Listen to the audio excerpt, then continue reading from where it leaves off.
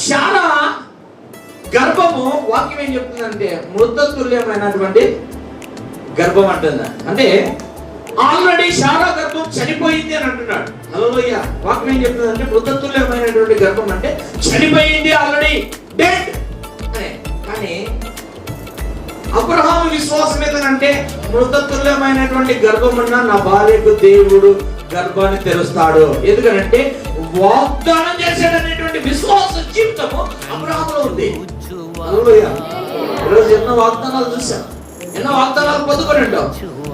నన్ను బాగు చేస్తాడా, నన్ను నింపుతాడా, నా కుటుంబాన్ని బాగు చేస్తాడా అనే ఆలోచన ఎక్కడో ఒక చోట వస్తుందండి. హల్లెలూయా.